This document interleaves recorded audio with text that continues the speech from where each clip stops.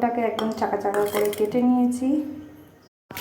এবার এর মধ্যে দেব হচ্ছে নুন, নুন দিলাম, আর একটু দেব হলুদ গুঁড়ো, হলুদ গুঁড়ো দিয়ে দিলাম। আর এটাকে জাস্ট একটু মেখে নেব। অন্য একটা বাটিতে একটু বেসন আর কালো জিরা নিয়ে নিয়েছি। এর মধ্যেও দিয়ে দেবো একটু পরিমাণ নুন আর একটু পরিমাণ হলুদের গুঁড়ো। ব্যাস, এটাকে ভালো করে একটু মিশিয়ে নেব। এবার অল্প অল্প করে জল দিয়ে ব্যাটারটাকে গুলে নেব।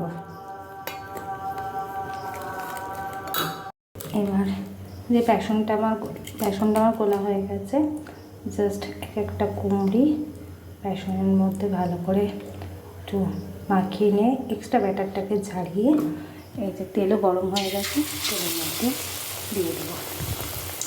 নিজের খাবার জোগাড় নিজেই করলাম সন্ধ্যাবেলায়।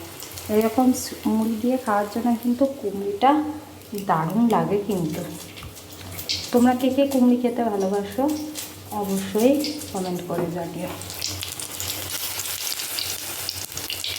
কুমড়িগুলো কিন্তু খুব সুন্দর ফুলছে কোপা কোপা হয়ে। ব্যাটারটাকে একটু ভালো করে কাটিয়ে নিলেই কিন্তু খুব সুন্দরভাবে কিন্তু কুমড়িগুলো ফোলে। এর জন্য এক্সট্রা করে কোনো কিন্তু কিছু দেওয়ার দরকার নেই। দেখা যাচ্ছে কি সুন্দর আমার সন্ধ্যেবেলা খাবার জন্য স্ন্যাক্স তৈরি। 3টে ভাজা রেডি হয়ে গেছে। এখানে আরও কটা ভাজা চলছে, একটু লাল লাল করে ভেজে নিয়ে বেশ ভালোই লাগে। আমি একটু লাল লাল করে ভাজছি। প্রত্যেকটা বেগুনি কিন্তু কোনো খাবার সোডাই ছাড়াই, বেগুনি বলছি, বেগুনি কেড়ে গিয়ে এমন অভ্যেস, কুমড়ি কিন্তু খাবার সোডা ছাড়াই একদম কোপা কোপা হয়ে ফুলছে।